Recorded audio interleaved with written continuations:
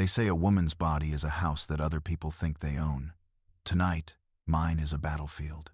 I am standing barefoot in the kitchen of the big house, the flagstones cold and slick under my soles, my wrists tied in front of me with a dishcloth twisted so tight it bites the skin.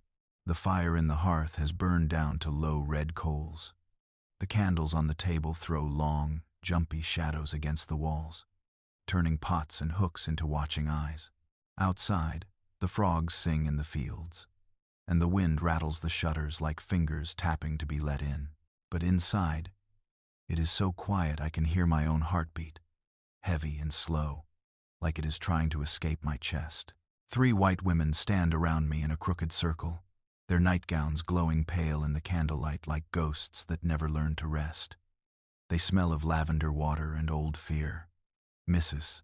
Avery, with the sharp jaw and sharper tongue, stands to my left, clutching a pair of dressmaker's scissors in her right hand. The blades are long and thin, the points catching the light like 2 small knives. Mrs. Holt, soft-faced but hard-eyed, holds a leather-bound Bible, pressed against her chest, so tight the pages bend. The third, Mrs. Turner, is the youngest.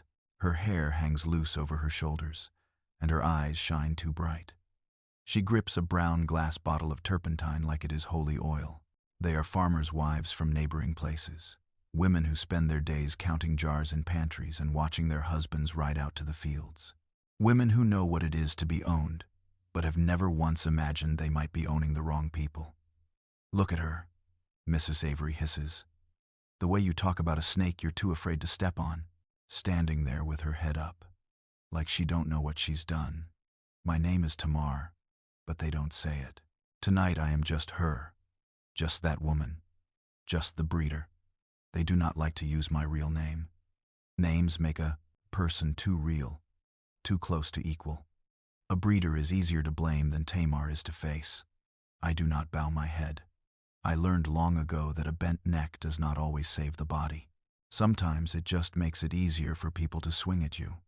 So I keep my chin high, my shoulders square, and I stare at the brick above the hearth, where the smoke has turned the red clay black. My hands ache where the cloth cuts in, but I don't pull. I will not give them the satisfaction of watching me struggle.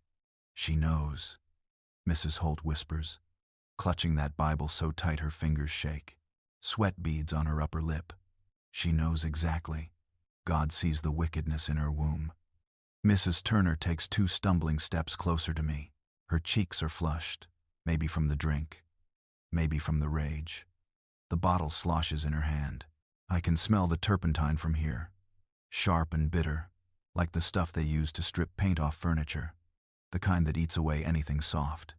"My husband won't touch me no more," she spits, her voice cracking. "Says he's tired. Says the harvest got him worn out, but he had enough strength for her." She flicks her eyes up and down my body like it's a crime just to stand there. "He had enough strength to put 3 babies in that belly and leave me empty as a dry well. I have had 5 babies in all. 3 lived, 2 did not. Each one left its mark on me, a stretch of skin, a line carved around my mouth, a way my back never stopped hurting after the last birth. They say I am blessed for how easy my body takes seed. They say I am valuable. They say my hips are good hips, my blood good blood, my womb good soil. They say I bring profit when I bring forth life. They never say what it costs me. "Tell us, Mrs." Avery says, the scissors catching the candlelight as she lifts them, snipping the air once, twice. "Tell us what you did. Tell us what spell you put on them." I keep my eyes on that blackened brick so they don't see what is in my face. If they see fear, they will grow bold. If they see anger, they will grow cruel. If they see pity, they might go truly mad. So I let them see nothing. "I done what I was told," I say, steady as I can. My voice sounds older than my 30 years. "I worked when I was called. I laid where I was put. That's all." "Liar," Mrs. Holt whispers, her fingers digging into that Bible like she wants to tear the words right out. "You walk about this place like Eve in the garden, tempting men with that serpent body. Don't you quote obedience at me. The funny thing is, I have never once called a man to my bed. I have never once said yes. I have only not been allowed to say no. Yet here I stand, hands bound, accused of stealing what was already stolen from me. You think we don't see it? Mrs. Turner's voice rises. Her hair has come half undone, and she looks more like a girl than a woman. Our husbands put their hands on you and you're kind, and you give them something you won't give us. They come home with that glow in their eyes, that strength in their legs, and then they climb in our beds like we're cold soup. Her mouth twists. You took something from them. You took something from us. I almost laugh, because she has it backwards. The men took from me, again and again, until I thought there was nothing left but bone and empty air.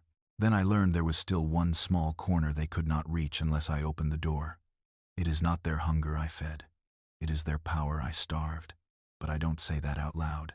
Not yet. I ain't got the power to take nothing from a white man. I murmur instead. The truth sits heavy on my tongue. Not his seed, not his time, not his love.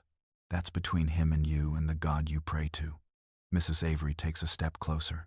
I can see the lines around her mouth, cut deep from years of clenching her teeth on words she's not allowed to say. Then why? She says, very soft. Do your children come so easy, and mine fall from me before they ever draw breath? There it is, the real wound. Not jealousy of beauty, nor gossip about lust. It is the empty cradle that drives them mad. The little shirts folded and never worn. The tiny graves out back, marked with stones that have no names carved on them because no one thought slaves needed to learn letters for that. Her eyes fill with tears that never fall. She has practiced holding them back. Every time my belly swells, I pray until my knees bleed. I drink the tonics. I eat the food, the midwife says. I do everything right, and still, I wake up to blood on the sheets and silence in the room. I look out my window, and I see you walking with another round belly, another child tugging at your skirt like it cost you nothing. Her voice breaks. You expect me to believe that's just nature? I remember each one of mine. The way the cramps came, hard and fast, when I decided I could not bear another life born into chains.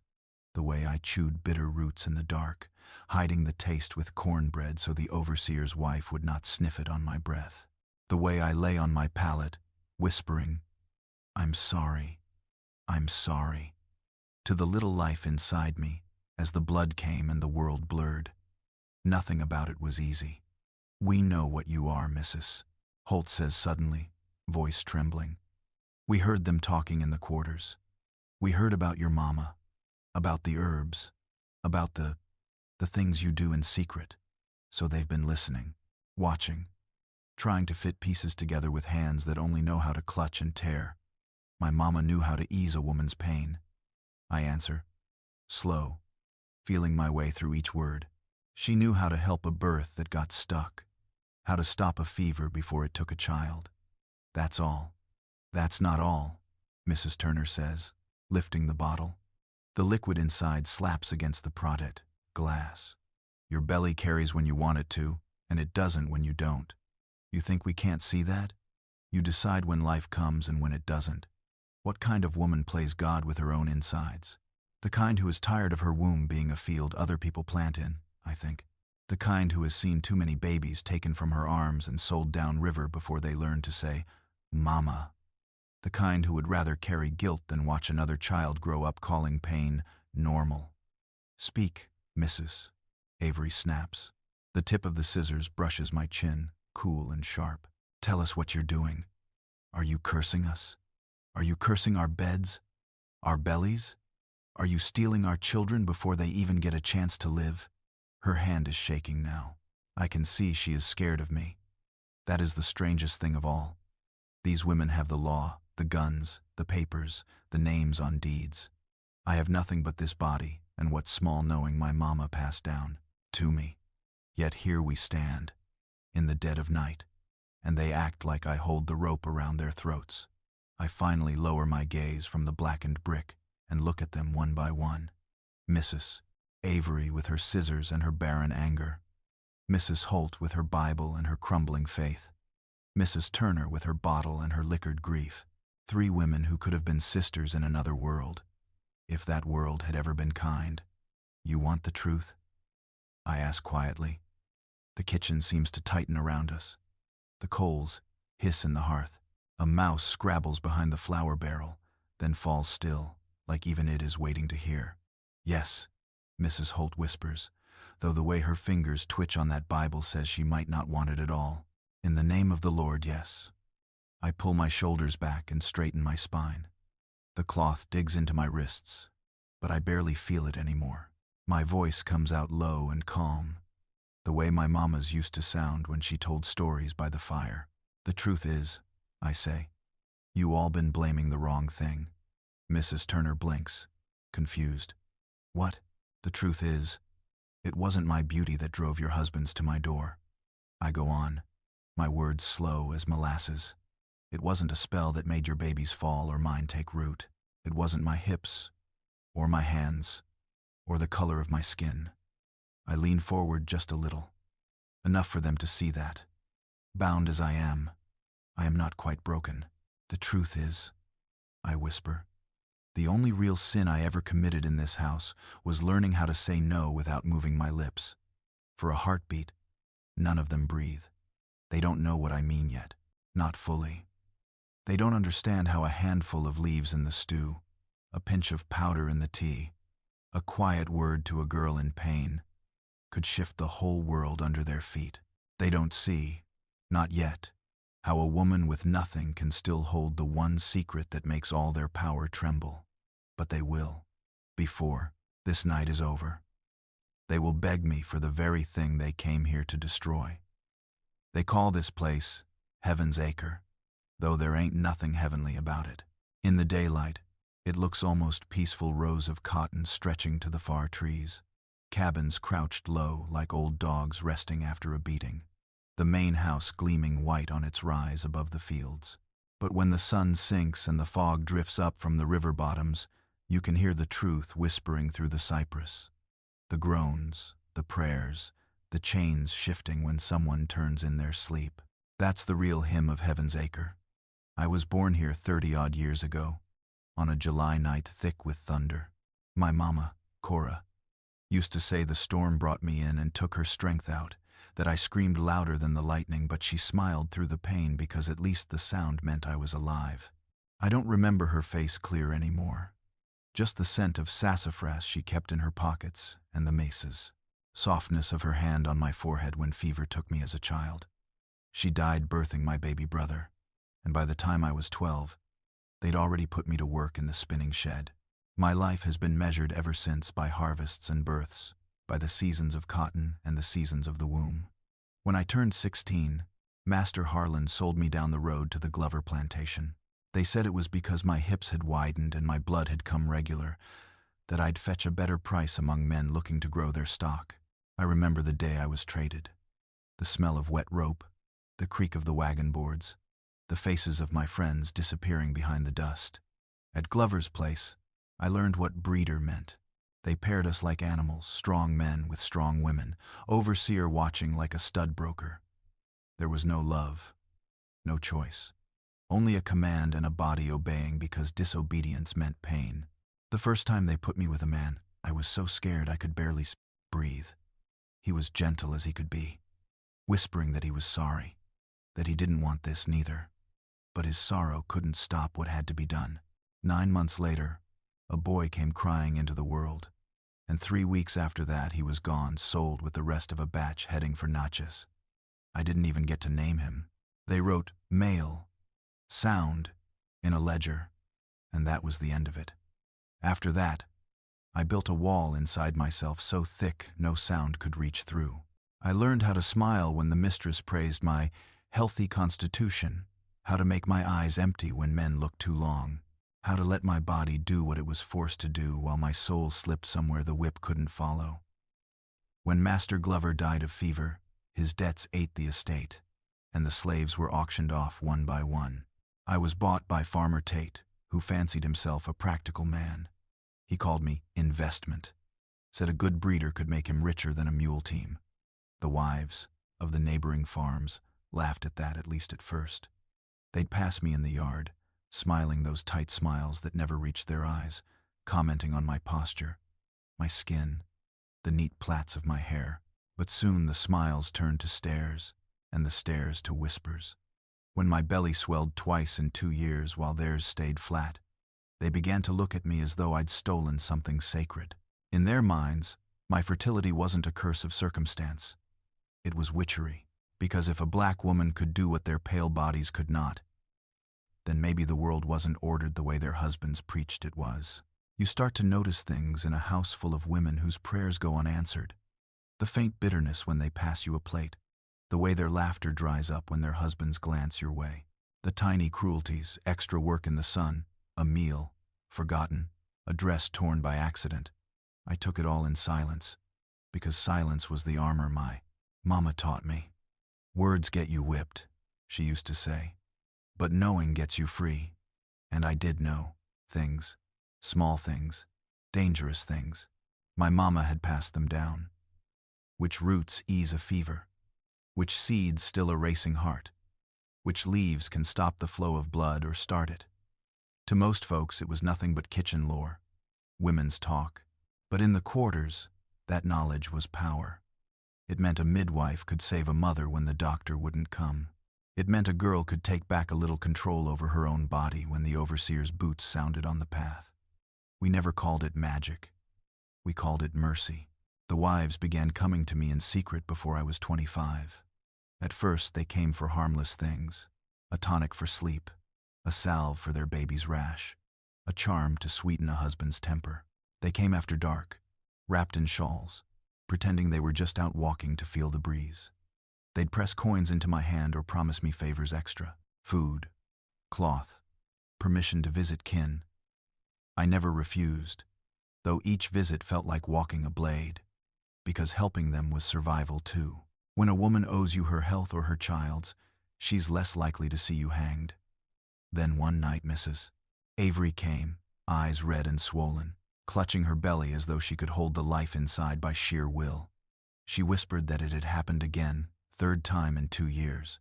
The preacher said it was God's testing, but she thought it was punishment. "Tell me what you know," she begged. "Tell me how to make it stay." I gave her what I could: a tea of black haw and raspberry leaf, the same my mama once used. It was nothing sinful, just earth helping flesh. 2 months later, she was with child again, and that one lived. After that, half the county's women started coming with little jars and desperate eyes. They said I had a gift, but gifts in a world like this are daggers with ribboned handles. The more I helped them, the more they whispered that it wasn't natural, that I must have bargained with dark spirits. Their gratitude curdled into dread. They wanted my remedies, but not my presence. They wanted my results, but not the reminder that salvation had come from hands they considered unclean. By the time I turned 30, the men had learned my worth too. They liked to brag that I made fine children strong, straight-limbed, quick to learn. They'd lend me out to neighboring farms for a price, and every child I bore added to someone's account. They called it breeding, as though I were a mare. I stopped counting after the 5th sale. I stopped letting myself hope after the 7th. But even then, I kept a sliver of my will hidden deep where no one could touch it. And that will whispered, "You can still choose something. Maybe not your freedom, maybe not your future, but something." So I began to watch and learn the cycles not just of women's bodies, but of power itself. I saw how a man's pride rose and fell with the harvest, how a wife's worth in her own eyes shrank each time her womb stayed silent. I learned when to speak soft and when to be invisible. I learned the value of letting people believe what suited them. And most dangerous of all, I learned how to decide, quietly and unseen, whether the life growing inside me would take root or fade back into the earth. They thought I was blessed. I was merely choosing. For every child they claimed as prophet, 2 never came to term. It wasn't cruelty. It was mercy. The only mercy I had to give myself. Each time I whispered a prayer over the bitter brew, I said the same words: "Forgive me, little one." The world waiting for you ain't fit to breathe in. Rumors started soon after, when Mrs. Holt miscarried and the midwife found strange herbs in her kitchen. Tongues wagged. When Mrs. Turner's baby was born, small and weak though she'd been healthy before, the whisper spread that I'd cursed her. No one dared say it aloud, but I saw it in their eyes. Fear. The kind that hides under silk bonnets and lace gloves, but still smells like smoke from the old burnings their grandmothers told stories about. Now, years later, as I stand in this kitchen bound before them, I see every thread that led us here.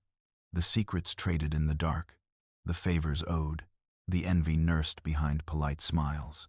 I see how their hunger for children and their terror of barrenness twisted into something wild. And I understand that what they fear most is not my body, nor my skin, nor even the whispers of conjure. It's the knowledge that somewhere inside this woman they call a breeder, there lives a freedom no whip can kill. That freedom is the seed of everything that's about to happen. The first sign of trouble came in whispers. Whispers have a way of crawling through a plantation faster than any fire. You hear them in the wash house, over the boiling pots, through the thin walls of the cookhouse when the night winds carry sound. Sometimes you can't tell who started them, and that's what makes them dangerous. A whisper with no face can belong to anyone. It began after Mrs. Avery's baby turned 1 year old. Folks said she walked around with pride now, chin lifted, finally able to stand among the other wives without shame. But pride has a bitter twin, and its name is fear. The same woman who had once come to my cabin in tears now passed me in the yard without so much as a nod. If our eyes met, hers slid away quick as a lizard in grass. Then one afternoon I caught her standing by the kitchen door, talking in a low, trembling voice to the preacher's wife. Their heads bent together, and though I couldn't hear the words, I could feel the air shift. When a white woman starts whispering to the preacher's wife about a black woman she doesn't understand, something bad is bound to follow. By the time the second harvest came, the air on the farm had changed. The men were restless, more drinking, more shouting, more belts drawn across backs for smaller offenses. The wives, meanwhile, clung tighter to their Bibles, gathering in each other's parlors to pray against invisible enemies. They prayed for rain when the sky refused it, for babies when their bellies stayed empty, and for forgiveness they couldn't name out loud. And when the rain didn't come and the children didn't either, their eyes turned toward me. I could feel it whenever I walked across the yard, their stares on my back like nettles. If my skirt brushed a chair, they'd pull it away as though my touch carried sickness. If I passed near the well, they'd cross themselves. I became the shadow that haunted their daylight, the story that kept them awake at night. They said I was bewitching the men, that my womb had swallowed their blessings, and though none dared speak it straight to my face, I could hear their voices behind doors. "That woman's not natural," they'd whisper. "Something in her blood ain't of this world." One evening, as I was sweeping the kitchen, Mrs. Turner burst in like a storm. Her hair was tangled, eyes wide as lanterns. "What did you give me?" she demanded. I stopped mid-sweep, broom frozen in my hands. "I don't know what you mean, ma'am." She slammed a small linen pouch onto the table. Inside were dried leaves, black haw and pennyroyal herbs I'd given her months ago to help with her monthly pain. "You said this would make me stronger," she cried, her voice cracking. "You said it would help me conceive. But look at me 2 months late and bleeding again. You poisoned me." I tried to explain, gentle as I could, that no herb in that pouch could do such harm, that nature sometimes gives and sometimes takes away. But reason don't matter to a woman drowning in her own despair. She raised her hand as if to strike me, then stopped, trembling all over. "You'll answer for this," she hissed. "You and your dark tricks." Then she fled, leaving the scent of fear thick in the air. That night, I couldn't sleep. I sat by the dying fire, staring at the coals and thinking of my mama's words. Knowledge is a double-edged knife. You gotta hold it by the handle, not the blade. But maybe I had forgotten how sharp it could cut. Maybe I had held it too close, and now the blade was turning back on me. In the days that followed, strange things began happening. A milk cow birthed a calf that couldn't stand. A henhouse caught fire, though no spark should have been near it. A white child in the next farm fell ill and died after fever. And each time, the eyes of the county turned toward Farmer Tate's land toward me. "God's punishing them," some whispered. "He's letting the devil take what's his." Others said, I'd curse the whole valley for profit.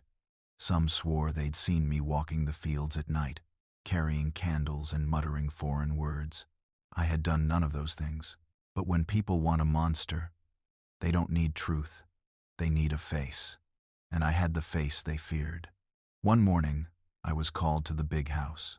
The summons came through the overseer, a cruel man named Shaw, whose mouth always looked half drunk and half hungry. "Mistress wants you," he said, grinning. "Best clean yourself up. You're about to play doctor again." My stomach turned cold. I wiped my hands and followed him inside. The parlor smelled of lemon polish and desperation. Mrs. Avery, Mrs. Holt, and Mrs. Turner were all there, seated like judges in a court I hadn't been told existed. Farmer Tate himself stood by the window, arms crossed, jaw tight. The air was thick enough to choke on. "Sit," Mrs. Avery said, her voice clipped. I stayed standing. A slave don't sit in a room full of white folks unless told twice, and I didn't plan to hear it again. "We have questions," she continued. "There's talk around these parts about the goings-on here. Talk about you." I said nothing. Silence is safer than truth. "You've been helping women," she went on, "giving them concoctions, medicines, charms." Her lip curled on that last word. "Do you deny it?" "I give herbs for fever and for pain," I answered. Nothing more. Mrs. Holt leaned forward, eyes narrow. "And what of the other kind of herbs? The kind that make a woman barren? The kind that make her bleed when she shouldn't?" "I don't know them kinds," I lied. My heart hammered, but I kept my face smooth. "I ain't no witch, ma'am." "Enough," Farmer Tate snapped. "You been too free by half, woman, talking to wives like you're their equal, slipping your remedies into their mouths. My neighbors are saying my place is cursed because of you. You think I'll have that?" I lowered my eyes. "No, sir." He turned to the wives. "You ladies want her whipped. You say the word, or we can sell her off. She's good breeding. Stock. Fetch a fine price." Mrs. Turner's hand trembled on her lap.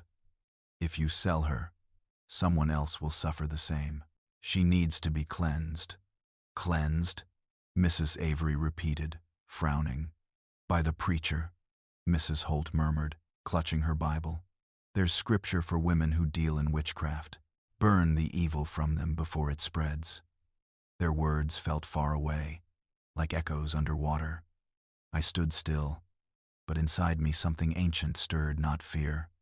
Not yet, just the slow dawning of what I had always known, that the line between healer and witch is drawn by whoever's holding the torch. That night, they sent for Reverend Haskins, a man who thundered about sin louder than any storm. He came riding in the next day, tall and red-faced, his black coat flapping like a crow's wings. I saw him from the field where I was hoeing rows of cotton. He pointed toward me as he spoke with Farmer Tate, and even from a distance, I could feel the judgment, pouring off him like heat from an oven. For 3 nights after that, the wives gathered in the chapel, praying and singing hymns until their voices cracked. They said they were purifying the land. I was not invited, of course. The slaves were made to kneel outside, heads bowed, while the white folks shouted for deliverance. I heard my name in their prayers more than once. Deliver them from Tamar, the tempter, the curse, the serpent. Each time my name rolled off their tongues, I felt something inside me shift. If they were going to call me a serpent, maybe it was time I learned how to bite. The breaking point came a week later. I was in the smokehouse when Mrs. Turner appeared again, wild-eyed, holding a small bundle wrapped in linen. "You did this," she screamed, thrusting it toward me. The bundle opened a dead bird, feathers blackened, a string tied around its neck. Found it hanging on my porch. "You're doing." I backed away, hands raised. I don't know nothing about that. She didn't listen. She struck me across the face so hard my ears rang. I stumbled, but didn't fall. You think you can take everything from us, our men, our children, our peace, and walk free, she cried. We'll see what the Lord says about that. Then she stormed out, her sobs echoing down the path like the sound of something breaking that can never be fixed. That night, the air turned strange, heavy, waiting. I could feel the weight of their decision pressing in from all sides. Something was coming. I could smell it in the wind, taste it in the water. The whisper had grown into a roar, and I was standing right in its center. They say the devil don't need horns to walk among men, just fear to hide inside. And that week, fear walked everywhere on Heaven's Acre. It moved like smoke through the houses, through the fields, through every whispered prayer and every sideways glance. I could taste it on the air, sharp as copper. The wives had stirred, up something they didn't know how to quiet. And now the whole place was trembling under the weight of their hysteria. The morning after Mrs. Turner struck me, I woke before dawn. The world was still blue and half asleep. That soft hour when the birds haven't yet remembered to sing. I slipped outside my cabin, wrapped in my shawl, and knelt beside the little patch of earth I kept behind the quarters, my garden. Most folks thought it was just for cooking herbs. Parsley, mint, rosemary. But beneath the surface grew the ones that mattered, roots that healed and roots that warned. Leaves that could save a life or end it depending on how you spoke their names. My mama had taught me to tend it like a secret. The earth listens, she used to say. You treat her kind, she'll give you strength when no one else will. That morning, I dug my hands into the soil, feeling its coolness seep into my skin. I needed that calm. I needed to remember who I was before the fear took hold.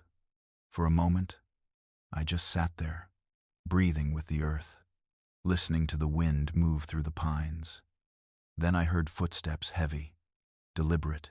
I turned, heart racing, and saw him, Reverend Haskins, striding down the path with a Bible under one arm and a look that could scorch stone. Tamar, he called, though he said my name like it was a curse he hated to speak. The Lord's laid it on my heart to speak with you.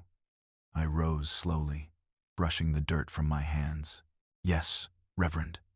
He stopped a few feet away, glaring at the patch of earth behind me as though he could see through the soil to what lay beneath. You keep a garden? I do, sir. For cooking, for medicine, for witchcraft, he snapped. Don't lie to me. Mrs. Turner says you're making potions to dry up her womb. Mrs. Holt says you whisper over herbs in the dark. Mrs. Avery says you command the beasts of the field. I almost laughed at that last one. If I could command beasts, I would have started with the men who thought they owned me. Instead, I lowered my gaze and said softly, I only know what my mama taught me, what women been teaching their daughters since before any of us was brought here. It ain't witchcraft, sir. It's survival. The Reverend's lips curled. You dare justify sin with heathen talk? He took a step closer, voice rising. This is a Christian land, woman. The Lord decides who conceives and who does not. You think you can play God? I held his stare then, something inside me hardening like clay and fire. No, sir. I think God been ignoring too many prayers, so some of us learn to help ourselves. His face turned crimson. Blasphemy, he thundered, raising his hand like he meant to strike me. For one terrible moment, I thought he would, but he didn't. He just lowered that hand slowly and said, Tomorrow we'll hold a cleansing. You'll confess before the Lord and before your masters. You'll repent or burn. Then he turned and left, boots grinding the path behind him. I watched him go, my breath trembling in my throat. Burn. The word hung in the air like smoke, already searching for a spark. That night, I couldn't eat. The other women in the quarters watched me with wide, frightened eyes. They'd heard. Everyone had. Fear travels faster than any wind. You got to run, old Mariah whispered. She was bent like a cane, her voice cracked from years of field dust, but her mind was sharp as a blade. They gon' kill you, child. Don't wait to see how. I shook my head. Where I'd run to? The swamps. They'd hunt me down with dogs before sunrise. Better die free than burned alive, she muttered. But I wasn't ready to die. Not yet. Not before I understood why the wives had turned so savage. So I stayed up that night, thinking, remembering every word, every look, every time they'd come to me begging for help. Somewhere in all that memory was the seed of their madness and maybe, just maybe, my salvation. The next morning dawned hot and still. No wind, no birds, just that heavy quiet that comes before storms. The Reverend had set up his cleansing by the creek near the chapel. They said the water would wash away sin. I knew better. Water only washes what people want to forget. The wives stood on one side, dressed in white, clutching their Bibles. The men gathered on the other, faces grim. I was made to stand in the middle, barefoot, my hands bound. My heart thudded, slow but steady. If they wanted a confession, I'd give them one, but not the one they expected. Speak, Reverend Haskins ordered. Confess your dealings with Satan. I looked around at them, all the wives with their trembling mouths, the men with their clenched fists, the preacher sweating under the sun, and I felt something rise in me that was not fear anymore. It was clarity. I took a breath and said, I confess, I've done what you said. I confess I used herbs. I confess I whispered prayers over women's bellies and over my own. Gasps rippled through the crowd. The Reverend lifted his hand like he'd caught victory itself. You admit it then. You sold your soul to the devil. I shook my head. No, Reverend. I never sold my soul. I protected it. You call it sin because you fear what you can't own. But I didn't use those herbs to harm. I used them to choose. You say the Lord gives life. But I've seen how men take it, how they take it from the womb, from the whip, from hunger and fire. I just gave some of us a chance to say no. The silence that followed was thick as honey. Even the Reverend's tongue faltered. He stared at me like I'd spoken a language he'd never heard. Then, Mrs. Holt began to cry, not soft, but loud and ragged, her Bible shaking in her hands. You cursed me, she wailed. You cursed my womb. I gave you the same tea I gave Mrs. Avery, I said quietly. One brought life, the other didn't. Maybe the Lord chose different, or maybe he didn't choose at all. Maybe it was always just our bodies trying to survive. Enough, Farmer Tate barked, face red. We'll have no more of this devil talk. Reverend, do your duty. But before the preacher could step forward, a sudden gust of wind came tearing through the trees, fierce and wild. It caught at the women's skirts, scattered leaves into the water. A few of the slaves watching from the edge crossed themselves. Some whispered that the spirits had come. I closed my eyes, letting that wind hit my face, and for a heartbeat I thought I heard my mama's voice in it, soft as breath. Stand, child. Don't bow. When I opened my eyes again, something in the Reverend's face had changed. Maybe he'd seen the fear in the wives' eyes. Maybe he'd felt that wind too, and thought twice about daring God to prove sides. He lowered his hand and said, Let her be watched. If there's truth in her words, the Lord will show it. Then he turned and left, leaving the crowd murmuring behind him. That mercy wasn't mercy at all, just delay. From that day forward, I lived under a shadow thicker than any I'd known. They let me go back to my cabin, but there was always someone watching. The men no longer came near me unless forced. The wives crossed themselves when I passed. And yet, some nights, one or another would slip through the dark, knocking soft on my door. Their voices trembled as they whispered, Help me. It was almost too much to bear their hatred by day, their pleading by night. But I helped them still, because helping them meant survival for me. Because each tea, each salve, each secret shared was another thread in the web I was spinning, a web that one day might hold them as tightly as they'd tried to hold me. And all the while, I kept the biggest secret of all, the child growing quietly inside me, proof of a life I hadn't chosen but refused to surrender. My belly swelled under loose dresses, and I hid it as long as I could. When Mrs. Avery saw the curve one afternoon, her face turned the color of milk left in the sun. "You," she whispered, trembling, "still bearing fruit while ours rot in the field. What devil keeps you alive?" I met her gaze without blinking. "The same one that keeps you praying, ma'am," I said softly. "Hope." She turned and fled. But I knew then that the storm wasn't over, it was only circling closer. And this time, it would not stop with words. After the cleansing by the creek, something in Heaven's Acre twisted in a way you could almost feel in the soil itself. The air grew heavier, the nights louder with insects crying like they were warning us of what was to come. People talked softer, looked longer. It was as if the whole land had caught its breath and didn't know how to let it out. The wives kept to their houses, clutching their Bibles like shields. I would see them from a distance sometimes, pale figures framed by open windows, staring out across the fields where the sun beat down like judgment. They didn't speak to one another much now, not in the open. Whatever they'd started had gone beyond their control. They had wanted to name me a witch, but in doing so they had summoned something they couldn't unsee, their own reflection in the madness. Reverend Haskins didn't return, but his sermons did. He sent letters from town, and the wives read them aloud in their parlor meetings. "Sin must be uprooted," he wrote. "The she-serpent must be kept from spreading her venom." The men laughed at his words, saying it was women's foolishness, but even they began to avoid me. It wasn't laughter in their eyes anymore, it was fear, quiet and raw, the kind that makes people do desperate things. I carried on with my work in the kitchen and the fields, keeping my head low. My belly was showing now, small but clear, a gentle curve that told a story I could no longer hide. The other slaves whispered about it too, wondering whose child it was, whether it was a curse or a blessing. I gave no answers. The truth was something I barely dared whisper to myself, that this child was mine in a way none of the others had been. Not a child born of force or command, but of one night when I had taken a choice back, even if only for a moment. I had not spoken of it to anyone, not even old Mariah, but the secret throbbed inside me like a heartbeat separate from my own.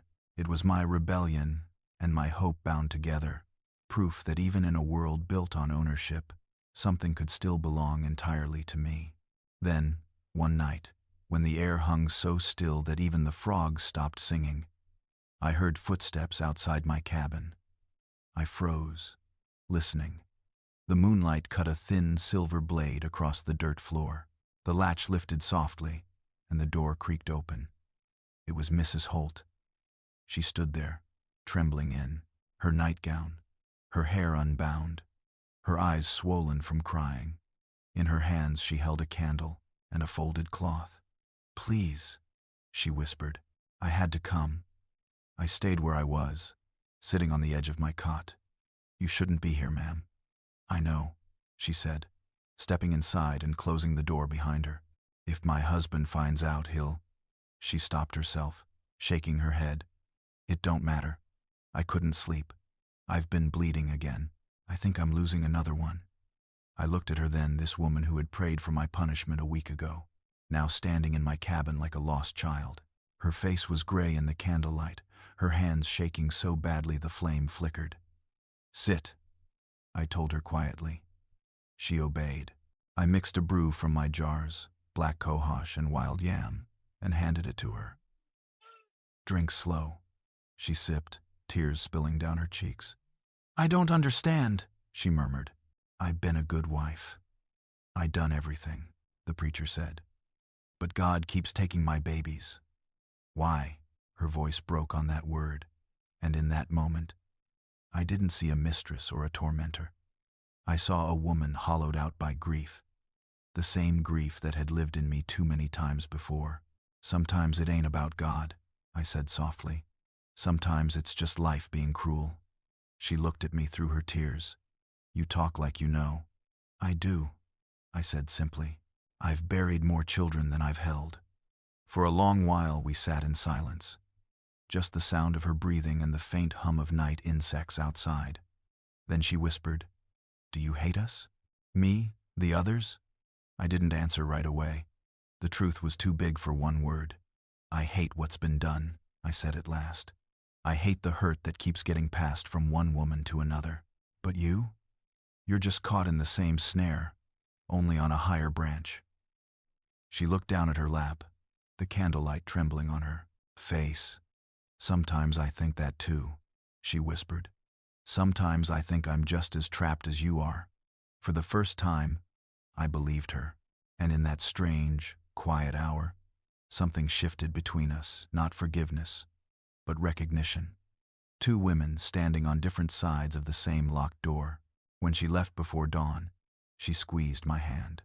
"Thank you," she said, voice barely audible. But gratitude doesn't erase fear. By morning, she was back to avoiding my eyes. I told myself not to expect anything else. Still, I felt the tremor of change, like a seed buried deep, waiting for rain. But the world don't like seeds it can't control. 3 days later, Mrs. Turner came pounding on Mrs. Holt's porch, shouting that her husband's mule had died in the night, that the water in the well had turned foul, that this was my doing. By afternoon, the wives were gathered again in the big house, whispering feverishly. I knew it, because Delilah, one of the kitchen girls, came running to warn me. "They talkin' about you," she whispered, breathless. "Sayin' the preacher's gonna come back. Sayin' this time, they won't wait for his permission." That night, I didn't sleep. I sat on the floor beside my bed, the candle burned to a stub, one hand resting on my belly. My child kicked, strong and steady. "Hush," I whispered. "Your mama gon' find a way." But I didn't yet know what that way would be. The next morning, the wives came to me together, Mrs. Avery, Mrs. Holt, and Mrs. Turner. It was early, the sun not fully risen, the air still pale with mist. They didn't bring guards or the preacher, just themselves, their nightclothes covered by shawls. Their faces looked carved from stone. "You're coming with us," Mrs. Avery said. Her voice was calm, too calm. "Where?" "To the big house." I could have refused, but something in their eyes told me it wouldn't matter, so I followed. The fields were quiet, the world watching.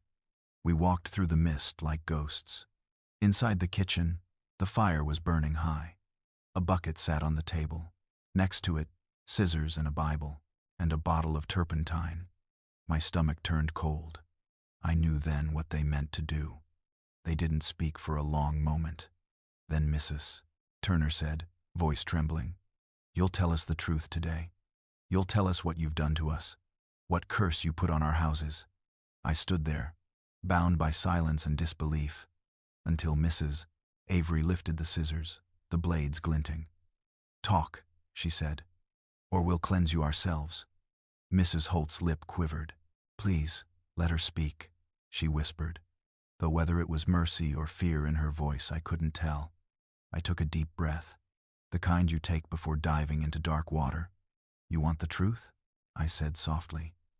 "You couldn't bear it." Mrs. Avery's hand shook. "Try us." So I did. I told them everything. How I'd learned from my mother to tend the body when no doctor would. How I'd used herbs to keep from bearing more children into chains. How I'd given the same knowledge to the ones who asked not to curse them, but to give them a choice.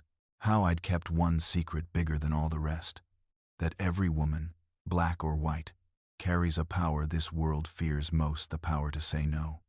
When I finished, the kitchen was silent. The fire popped. Mrs. Turner's eyes filled with tears. Mrs. Holt was shaking her head, whispering, "Lord, forgive her." But Mrs. Avery, she looked at me like she was seeing not a woman but a mirror. "You think you're free," she said quietly. "But freedom like yours infects. It spreads. And we can't have that." Her voice broke on the last word. Then she dropped the scissors, turned, and fled the room, sobbing. The others followed soon after, leaving me alone with the echo of their footsteps and the smell of smoke. I stood there for a long time, listening to the wind pressing against the shutters. The house felt alive, pulsing with secrets. I knew it then, something had changed forever. There would be no going back. And though I didn't yet know how, I also knew this. Before this story ended, fire really would come to Heaven's Acre, and I would be the one to light it. After that night in the big house, silence fell over Heaven's Acre like a burial cloth. The wives stopped speaking to me altogether. No more sideways glances in the yard. No whispered meetings at the edge of the kitchen garden. It was as though I'd been erased, not just from their eyes, but from the very air they breathed. I'd thought their hatred would come roaring back. Instead, it crept quiet and cold. That kind of hate is worse. It doesn't burn, it freezes. You never know when the ice will crack under your feet. The men pretended nothing had changed. They worked the fields, cursed the weather, drank their whiskey in the evenings. But I could see it in the set of their shoulders, in the way they avoided my shadow. The rumor had rooted too deep that I carried something inside me, something not of God. And maybe I did, because what they called a curse felt to me like power. And power in the hands of a woman like me was the one thing they feared most. My belly grew rounder. By the time August came, I couldn't hide it no more. The other slaves whispered among themselves, wondering whose child it was, wondering if it was human at all. Even old Mariah looked at me with worry in her eyes. "You best be careful, child," she said one evening as we shelled peas on her stoop. "Women like them don't forget, and men like Tate don't forgive." "I know," I said. "You still thinking to stay?" I nodded.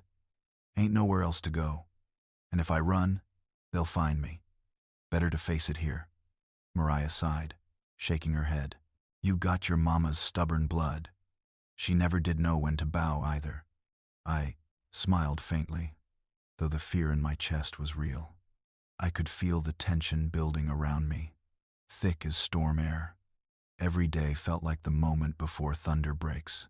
One afternoon, while I was drawing water from the well, I heard the wives talking on the porch. Their voices drifted down the hill, sharp as knives. "She's still carrying," Mrs. Turner said. "How is it possible? After all that's happened, she's still walking around fat as harvest." Mrs. Avery's voice came next, low and tight. "It's not natural. I saw her the other day by the garden, muttering over her hands. She's feeding that thing inside her with spells." Mrs. Holt gave a shuddering sigh. "The preacher said the Lord would show his judgment, but he hasn't. Maybe he's waiting for us to act. Then we act," Mrs. Avery replied, "before she brings another devil into this world." The bucket slipped from my hands and hit the water with a hollow splash. I froze, heart hammering, then forced myself to keep walking, head down, pretending I hadn't heard. But I knew then that time had run short. Whatever they planned, it would come soon. That night, I packed what little I owned. A bit of bread, a piece of soap, a small jar of dried herbs, and my mama's wooden comb. I didn't know where I'd go, only that I couldn't wait for them to come to me. But when I stepped outside, the moonlight caught on something at the edge of the path. 3 shadows standing side by side. The wives, waiting. "Going somewhere?" Mrs. Avery asked. Her voice was quiet, too quiet. I didn't answer. Mrs. Turner stepped forward, holding a lantern. "We told you to stay away from our homes, from our husbands, from our lives. Yet here you are, swelling with another man's sin and daring to look us in the eye." Mrs. Holt's voice trembled. "It isn't too late, Tamar. Confess. Rid yourself of that child before it's born. The Lord might still forgive you. Forgive me." The words almost made me laugh. What had I done that they hadn't? What sin was mine alone? I looked at them standing there, 3 women wrapped in nightgowns and fear, and I saw what I'd never seen before. They weren't my judges. They were prisoners too, rattling keys that opened no doors. I lifted my chin. "I done confessin'. Ain't no more truth left that'll save you." Mrs. Avery's jaw clenched. "Then you leave us no choice." They moved fast. Before I could turn, something heavy struck my shoulder. I fell hard, the world spinning. Hands grabbed at me, pulling, shouting. I kicked, clawed, screamed, but there were 3 of them, and one of me. The ground tore at my skin as they dragged me toward the smokehouse. Inside, the air was thick with the smell of salt and old meat. They pushed me down, bound my wrists with rope. Mrs. Turner was crying now, the lantern shaking in her hand. "It's the only way," she kept muttering. "We can't let her. Bring it into this world." Mrs. Avery uncorked the bottle of turpentine. The sharp scent filled the room. "Hold her," she hissed. I struggled, but the ropes bit deep. "You don't understand," I gasped. "This child is an abomination," Mrs. Avery spat. "Same as you."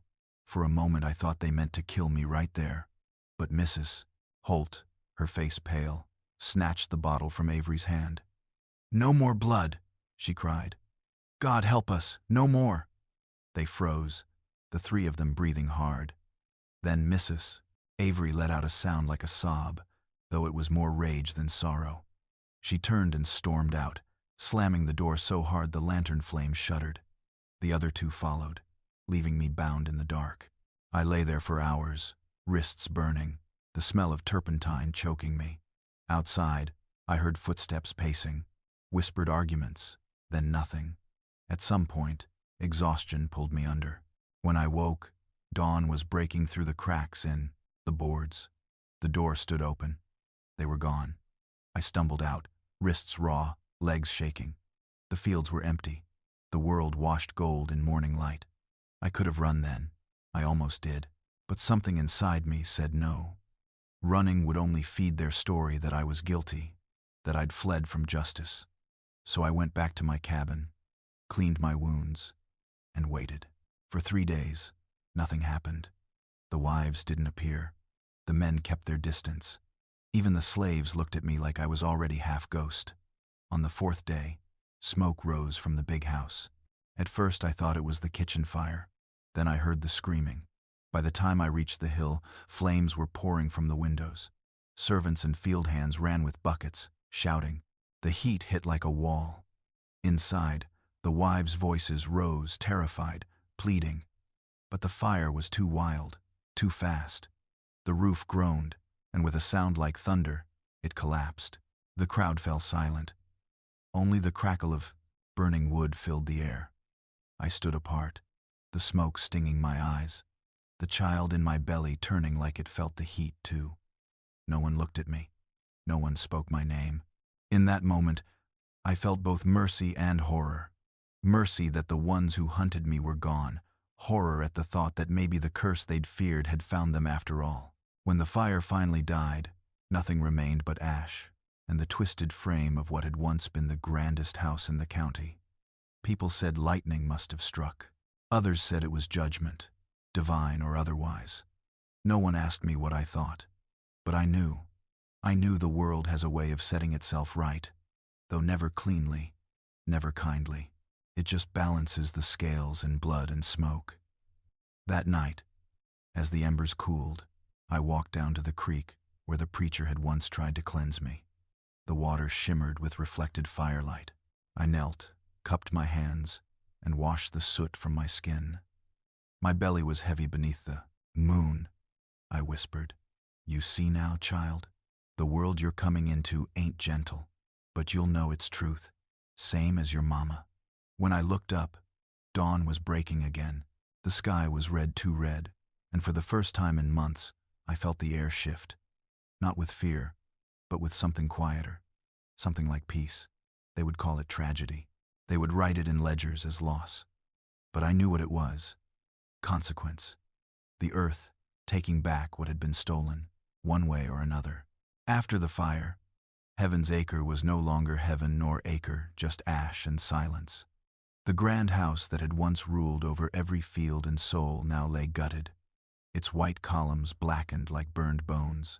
For days, smoke hung in the air, mingling with the smell of wet wood and grief. The fire hadn't just taken wood and brick. It had devoured the order of things. Without the colonel's voice, without the wives' watchful eyes, the plantation lost its rhythm. No sermons, no supper, bells, just the wind whispering through ruins. The other slaves spoke of it in hushed tones. Some said it was lightning. Others said it was me. The women crossed themselves when I passed, but their eyes lingered too long. Fear and wonder, twin fires, glowed in them. I didn't deny it, maybe because I didn't know myself. That night, I'd woken to the sound of thunder. Though the sky had been clear, I'd smelled smoke before the dogs began to bark, and though my cabin stood untouched, the air had felt alive with something beyond human. Maybe the fire had come for justice. Maybe it had come for me. By the third day, no one had claimed to be master of Heaven's Acre. The men rode into town and didn't return. The overseer, Mr. Tate, stayed drunk in the stables, cursing ghosts that wouldn't answer him. The Reverend didn't come back. And the wives, there was nothing left of them but char and rumor. The world had gone hollow. For the first time in my life, the air tasted like freedom. Sharp, frightening, unfamiliar. But freedom born of fire is a strange thing. It don't sing right away. It waits, quiet, suspicious of itself. I spent my days tending to what remained: the garden, the sick, the children left without mothers. Nights, I sat by my door, watching the stars rise over a land that suddenly felt ownerless. My child stirred often now, strong and impatient. "You'll come into a world remade," I whispered, "one that might finally be ours." It was Mariah who warned me first. She came limping from the woods one morning, her shawl damp with dew. "They comin'," she said, eyes wide. "Men from town, white men, say they bring the law." "The law?" I echoed, though the word meant nothing to me but pain. "They say the fire weren't accident. Say it was rebellion. They lookin' for someone to hang it on." And I knew then they were coming for me. By dusk, I could hear the horses. The sound rolled over the fields like distant thunder. I stood in my doorway, shawl pulled tight, waiting. There was nowhere to run. The earth itself seemed to hold its breath. The dogs barked once, then fell silent. A dozen riders emerged from the tree line, torches burning in their hands. I recognized some of their faces: men who'd once laughed at the supper table, men who'd taken my body without asking, men who'd prayed over my supposed sins. At their head rode Reverend Haskins. His face was gray with dust, his Bible strapped to his saddle like a weapon. When he saw me, his mouth twisted. "There she is," he said, "the she-devil who brought judgment on this land." The men dismounted, spreading out like wolves. "We heard what you done," one of them growled. "Heard how you bewitched them women, turned them against their own kind. Heard how you burned this place to the ground." I didn't move. "You think too much of me," I said quietly. "Fire don't take orders from slaves." The Reverend's eyes glinted. "No, but Satan does, and you are his servant." He raised his hand, and the men stepped forward. Rough hands grabbed my arms, dragging me into the yard. I didn't fight, not yet. Resistance now would only feed their story. I could feel my baby turning, restless, as though it too sensed the danger. They dragged me to the charred ruins of the big house. There, beneath the blackened archway, stood what was left of the staircase, splintered, half collapsed. They tied my wrists to the railing, the rope biting deep. The Reverend opened his Bible, his voice ringing out. "Thou shalt not suffer a witch to live," the men shouted. "Amen," and lifted their torches. The firelight flickered across their faces, twisted with rage and fear. I closed my eyes, breathing slow, trying to quiet my heart. In that stillness, I heard another sound, faint at first, then growing. Footsteps, many of them. From the darkness beyond the field, shapes began to move, men and women stepping into the torchlight. The field hands, the house slaves, the children, all of them, coming together in silence. There must have been 50 or more.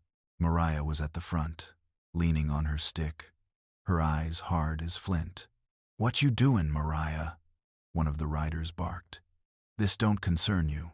"It do," she said. "Everything that happens to her concerns us all. You best go back to your quarters, old woman, before you join her on that rope."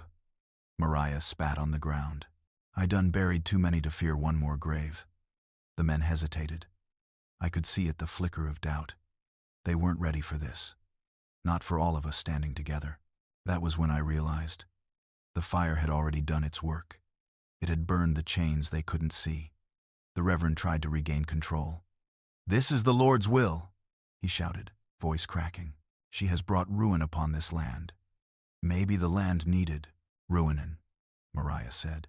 "Maybe it needed cleansing of men who call themselves holy while they drink sin like water." A murmur rippled through the crowd, the kind that turns fear into courage. One of the field hands stepped forward, a young man named Elijah. He'd been whipped so many times his back was a map of scars. "Ain't no God in what you doin'," he said to the Reverend. "Ain't no God that asks for this." The Reverend's face twisted with fury. "Blasphemer! You'll all hang for this." But even as he spoke, the torchlight wavered. The men shifted uneasily, surrounded by eyes that no longer looked down. For the first time, they saw what they were outnumbered, outwatched. Something inside me broke open then. Not fear, not even anger. Something older, the thing my mama had carried from Africa. The thing they'd tried to beat out of every generation since. I lifted my head and spoke, my voice steady as the wind. "You call me witch," I said, "but all I ever done was survive. You call me curse, but I was born of the same God you swear by. The difference is, I remember the parts of him you forgot." The Reverend opened his mouth to shout, but before he could, lightning split the sky. A crack of pure white tore across the clouds, striking the burned roof behind us. The men stumbled back, shouting. Sparks rained down. The smell of smoke rose again, hot and bitter. "Elijah!" someone yelled. "Get her loose!" Hands grabbed at the rope, binding my wrists. The fibers burned my skin as they tore free. I stumbled forward, dizzy, as the storm broke overhead. Rain poured down in sheets, dousing the torches. Thunder rolled so loud it shook the ground. The Reverend tried to flee, but his horse reared, wild with fear. He slipped in the mud, fell hard, and didn't rise. The others ran scattered into the fields, their shouts swallowed by the storm. When it was over, only we remained the ones who had been left, voiceless for generations. Now standing in the ruins, soaked to the bone, but unbroken. I looked at Mariah, at Elijah, at the faces shining in the rain, and I felt it. The world had turned. Maybe not enough to call it justice yet, but enough to call it beginning. I fell to my knees then, one hand on my belly, the other on the wet earth. My child kicked once, hard, and I smiled through my tears. "We free, little one," I whispered. "Not safe, not yet, but free." Behind me, the last of the fire hissed out, the smoke curling into the sky like a spirit finally released. Heaven's Acre was gone, but something new had taken root in its place, something that no chain, no fire, no preacher could ever burn away again. The rain did not stop that night. It fell hard and steady, like the sky itself had been holding back tears for years and finally decided to let them come. By morning, the storm had washed the last of the smoke from the air. The ashes of the big house lay in soggy mounds, the scorched beams black against the new-washed sky. Heaven's Acre, once so proud and cruel, looked small now, like a beast stripped of its claws. We gathered in the yard not because anyone summoned us, but because habit still pulled us there, like threads bound together too long to untangle in one night. Slaves without a master. That's what we were, for the first time since any of us could remember. The words sounded strange in my head, like a song hummed in a language I almost knew but couldn't quite speak yet. Mr. Tate was gone. Some said he'd ridden off with the men from town in the chaos of the storm. Others said he was lying drunk in a ditch somewhere, too ashamed to come back to a place he'd lost control of. The truth didn't much matter. His absence was a fact we could feel, like a missing tooth you keep tonguing even after it's pulled. I stood near the edge of the group, the hem of my dress still damp, my belly heavy. People kept glancing at me, unsure what I was now. Witch? Healer? Savior? Curse? I could see all of it flicker in their eyes, mixed with exhaustion and a thin, trembling hope. Mariah leaned on her stick, her old face turned toward the ruins. Elijah stood beside her, jaw tight, as though he was afraid if he relaxed, the world might slip back into its old shape. "What we gon' do now?" someone asked at last. It was one of the younger women, barely more than a girl. Her voice broke on the question. "Who's gon' feed us? Who's gon' keep the patrols off our backs? Where we s'posed to go?" It was a hard truth. Freedom don't fill a belly. Freedom don't plant seed or mend a roof. For all its cruelty, the plantation had been a machine that kept turning, grinding our lives to keep its gears greased. Now the machine was broken, and the silence left behind was loud. Elijah cleared his throat. "We could stay," he said. "Work the land for ourselves. Ain't nobody got papers on us now. House is gone. Master gone." Maybe the Lord finally turned his eyes our way. A murmur rippled through the crowd. Stay. The word felt dangerous and sweet. To work this place and keep what came from our sweat. It sounded like a dream too soft to trust. And when they come back from town, another man called. When some new white man shows up with a deed in his hand and a gun on his hip, sayin' we his now same as before, what then? We all fell silent. The truth sat between us like a stone. This land still lived under laws written by men who saw our bodies as lines in a ledger. Fire and storm might shake them, but it wouldn't change the ink. Not yet. Mariah's voice rose, quieter than the rest, but cutting through every murmur. "There's more than one kind of running," she said. "You can run with your feet and die tired, or you can run with your mind and die standing. But either way, death finds us. Question is, how you want to meet it." Her eyes turned to me then, sharp and knowing. "What you think, Tamar? You the one they tried to kill. You the one still standin'." Every head turned. The weight of their attention pressed on me, heavier than any rope. I swallowed, feeling the baby shift as if it too was waiting for my answer. I thought of the swamp beyond the far fields, where they said runaways built hidden camps. I thought of town, where chains were bought and sold in full daylight. I thought of staying here, on ground soaked with our blood, trying to grow something new from soil that remembered too much. I began slowly, choosing each word the way my mama once chose each root she pulled from the ground. "I think this place is cursed, but not by me. It's cursed by what's been done here. You can burn a house, but you can't burn memory. It stays in the earth, in the trees, in us. We can stay and try to grow over it, or we can leave and carry it somewhere else. There ain't no clean choice." A low murmur rose. Again, restless, unhappy. People want answers, not riddles. But I didn't have answers, only truth, and truth is seldom tidy. Elijah stepped forward. "We could split," he said. "Some stay, some go. Those that want to try for the swamp, they take their chances. Those that want to hold this ground, they take theirs. Ain't never been one road for all of us. Why start now?" That settled something. You could see shoulders relax a little, like just knowing there were options made the sky a shade less heavy. We didn't decide everything that day. No one could. But we decided enough. No one would be forced. Not anymore. Not by whip. Not by fear. Not even by hope. I thought I'd go with the ones heading for the swamp. The thought of my child being born in a place where no white hand could reach him felt like a dream I'd clawed toward my whole life. But that night, as I sat outside my cabin, watching the fireflies spark in the dark, Mariah came to sit beside me. "You, thinkin' of leavin'," she said. It wasn't a question. "I am," I admitted. "I want him." I placed a hand on my belly. "To come into a world that ain't already written his life in chains." Mariah spat into the dirt. "World's the world, child. Swamp or field. Sky's the same color. But I ain't here to talk you out of nothin'." She paused, then added, "Just ask you one thing. Who gon' tend the sick if you go? Who gon' tell the girls what herbs to chew when some fool man thinks their body's his to use? Who gon' remember what you know?" That question cut deep. My mama had stayed. She could have thrown herself in the river after they took her boy, could have gone to the swamp and vanished. Instead, She stayed and passed her knowledge to me, knowing full well it might one day get me killed. Not for love of this land, but for love of the ones trapped on it.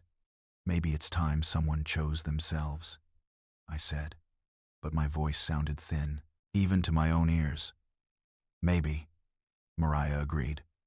But knowledge is a living thing. It dies if you don't plant it somewhere. You leave. Who you leave it to? The wind rustled the leaves of my garden, sending the smell of mint and earth into the air.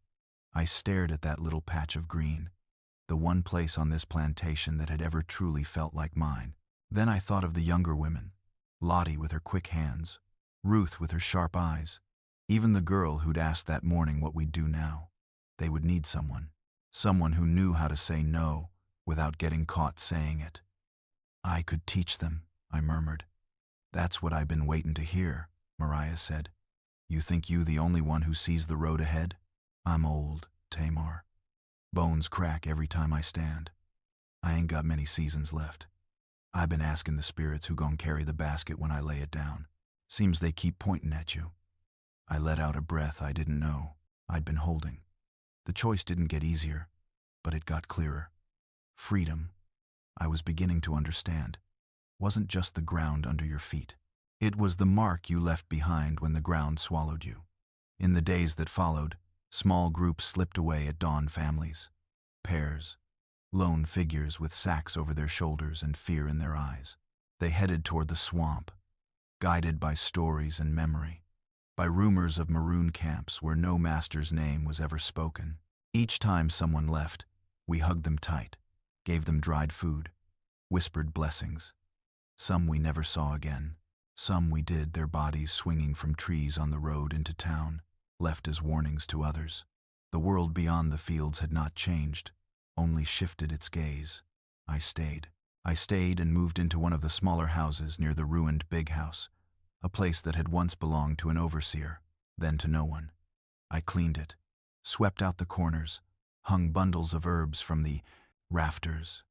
It became a sort of midwife's house, a place of birth and healing and women's secrets. The men didn't like it, said it smelled like spirits. But they came when they were hurt, all the same. We started working the fields together, on our own terms as much as the county would allow. We kept back what we could, gave over what we had to so men with guns wouldn't burn us out. It wasn't freedom, not the way the swamp folk whispered of it, but it was something a step between chains and sky. The first time a white man came with papers claiming to own what was left of Heaven's Acre, we met him at the gate, a line of us shoulder to shoulder. Elijah spoke for us. We'll work, he said, but not for whips, not for nothing. You want this land turned, you pay wages, same as any poor white man. The newcomer had laughed at that, a sharp, ugly sound, but he must have seen something in our eyes, something wild and tired enough to be dangerous. In the end, he agreed, to terms that weren't fair, but weren't slavery neither. Half a loaf where there'd once been none. We took it, for the sake of the children. In the middle of that first new season, my labor came. It was a stormy night, thunder muttering low in the distance. The pains gripped me slow at first, then sharper, closer together. The other women gathered in my house, Lottie, Ruth, Hannah with her sure hands. I lay on the pallet where I'd healed others, now sweating through my own prayers. Between contractions, I thought of every child I'd lost, everyone taken from me. I thought of the wives whose faces had twisted with jealousy at the sight of my swelling belly, and wondered if any of them had ever labored for love, not obligation. When the baby finally came, he slid into this world with a cry that filled the little house and spilled out into the night. A boy, slick with blood and hope. They laid him on my chest, and I stared at his tiny face, the scrunched eyes, the mouth, opening and closing as he sought my warmth. "What you gon' call him?" Lottie asked softly. I thought of names from the Bible, from stories my mama had told of the old country, from whispers passed down in the quarters. Names for fighters, names for survivors, names that men had tried to erase and failed. "Justice," I said at last, my voice hoarse. I'll call him Justice. The women smiled, some through tears. Outside, the storm broke fully, rain hammering the roof, washing the world clean for an hour, at least. In the weeks that followed, I taught with a fierceness I'd never known I possessed. I showed Lottie how to recognize fever before it turned deadly. I taught Ruth which plants could stop a womb from taking seed and which could help it hold. I told them what my mama told me. This knowledge ain't for power over others. It's for power over yourself. Use it to say yes and no in a world that thinks you ain't got the right to either. At night, with Justice sleeping in a basket by my bed, I lay awake and listened to the wind move through the scorched ruins of the big house. The land still murmured with memory, but its song had changed. Less groaning, more something else. Something like a low hum of stubborn life pushing up through burned ground. We were still poor, still watched, still bound by laws written by men who'd never speak our names except in curses or accounts. But we were no longer invisible to ourselves. We knew what we were capable of: fire and healing, resistance and mercy, all bound together in the same fragile hands. That was the true consequence of everything that had happened. Not just that a house had burned or that some women had died in their own madness, but that the ones left behind had seen, if only for a moment, that the world was not carved in stone. Men could fall, houses could burn, systems could crack, and in those cracks, something small and dangerous could grow. In me, that something had a name and a face. Justice breathed softly in the dark, his tiny fingers curling around mine with a grip that felt like a promise. I promised him back, silently, "You will know the truth of this land, my son, the horror and the beauty both. And I will arm you not with guns or scripture twisted to control, but with stories, with names, with the knowledge that no one, no master, no preacher, no frightened farmer's wife ever had the right to own your body or your soul." For now, that was enough. The fire had done its work. The storm had done its work. And I, Tamar the breeder, the witch, the healer, the woman who learned to say no without moving her lips, had only just begun to do mine. Years have a way of softening the edges of memory, but not its weight. Now, when I sit outside my door at dusk and watch the light fade over what's left of heaven's acre, I can still smell the ash beneath the soil when the rain comes. Time grows grass over everything, but it never quite hides the burn. The land is smaller now. They divided it, piece by piece, selling parcels to men who never knew the ones buried here. Some plant cotton still, though the fields don't yield the way they once did. Others let their lots go wild with pine and thorn. The big house never rose again. Its bones lie under a stand of honeysuckle and scrub oak, and each spring, white blossoms climb over the blackened stones like ghosts learning to breathe again. I built my life here anyway. It took years for the fear to settle, longer still for me to trust quiet when it came. At first, every crack of thunder made my hands shake. Every flicker of light made me smell smoke. But seasons kept turning, stubborn and slow. The world didn't end. It simply changed its face. Justice grew into a tall boy, with eyes too old for his years. He'd sit by the creek where they once tried to cleanse me and throw stones into the current, asking questions I could never fully answer. "Why did they hate you, Mama?" he asked once. I told him the truth plain. Because I remembered things they wanted forgot. He nodded, as though that made perfect sense to him. Maybe it did. Children born after fire don't fear the smoke the same way. They just live with its taste and learn to breathe through it. The world outside the plantation changed too, or so the travelers say. Freedom came in papers and proclamations, in words shouted from courthouse steps. Some men rejoiced. Others loaded their rifles. On the day the news reached us, Elijah gathered the people in the yard, the same yard where I'd once been bound, and read the words out loud. The sound of them shook me more than any storm ever had. Free, freed, freedom. They didn't sound real at first. But then one of the women began to hum, a low tune that rose and spread until we were all singing. Not with joy exactly, but with something deeper. relief, grief, disbelief all tangled together. I held Justice in my arms and whispered, "You hear that, boy? The world just opened a crack wider. Freedom didn't mean peace. The men who'd lost their slaves found other ways to keep hold contracts and debts, chains made of ink instead of iron. But there was a difference now. We could walk away, and some of us did. Others stayed, building small farms, carving lives out of land that had once demanded blood. I stayed too. I told myself it was because of the graves, Mariah's, Lottie's, the babies I'd buried beneath the oak. But the truth was simpler. This place had been my cage and my crucible. Leaving it would have felt like letting someone else write the ending. In time, people stopped calling it Heaven's Acre. They started saying Tamar's field, though never to my face. It wasn't ownership, they still couldn't stomach that, but it was acknowledgement, of a sort. They came to me for births, for fevers, for blessings on new crops. Even white folk, sometimes. They never looked me in the eye when they knocked, but knock they did, and I always opened the door. Healing, don't choose sides. That's what my mama taught me.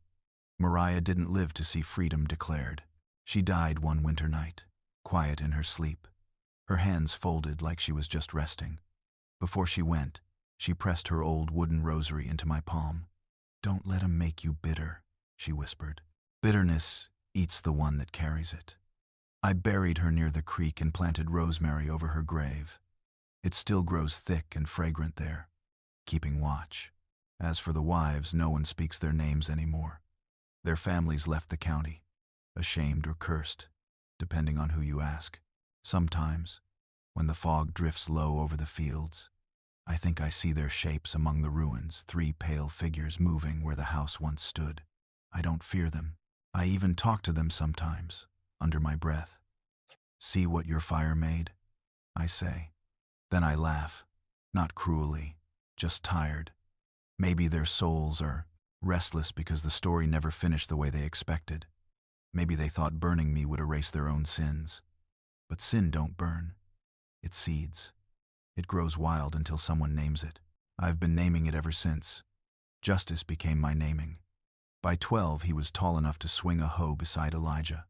By 15, he could read better than most white men in town. I taught him letters the way my mama taught me herbs, slow, secret, by candlelight. He read everything he could find, Bible pages, old ledgers, scraps of newspapers brought by traders. One evening he looked up from a page and said, "They say we citizens now." He said it with a grin too big for his face. I smiled back but didn't answer. Words on paper are wind. They change direction easy, but I let him keep the hope. He deserved it. When he was grown, he left for Charleston to work with a teachers' society there. The day he rode away, I gave him a pouch of dried herbs and the old comb that had belonged to my mother. He kissed my forehead and said, "I'll write, Mama." He did letters full of stories about schools opening, men voting, women demanding the right to read. For a while, it felt like the world really might turn right side up. Then came the night riders, the burnings, the laws written to choke us quiet again. His letters grew shorter after that. The last one came the year I turned 50.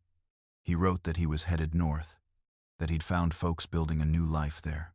He said he'd come back once it was safe. I kept that letter under my pillow until the ink faded. He never came back, but I dream of him often standing in fields of tall grass, his face turned toward a sun that never sets. Now I'm an old woman, hair white as cotton bloom. The young ones call me Miss Tamar, like I'm somebody respectable. They don't know the whole of what came before, and I don't tell it all. Some stories need silence to hold their shape. But sometimes, on nights when the crickets sing too loud and the moon hangs low and swollen, I gather the girls around my fire and speak in the voice of memory. I tell them about the wives, the preacher, the storm, the fire. I tell them how the world once believed a woman's body belonged to everyone but herself, and how even the smallest no can start a blaze that changes everything. They listen wide-eyed, like I'm talking about ghosts. Maybe I am, but I always end the same way. The fire that burned heaven's acre didn't end in ashes, it ended in breath. Every one of you breathing free tonight is proof. Then I send them to bed and sit alone a while, letting the quiet settle back in. Sometimes travelers passing through ask who I am. The children tell them stories. That I was a midwife who conjured storms. That I cursed a plantation to dust. That I talked to spirits who still walk the fields. Let them say what they will. Names change, but truth keeps its own tongue. If I'm a witch, I'm the kind that heals. If I'm a curse, I'm the kind that sets people free. When I close my eyes now, I see the faces of all who came before my mama.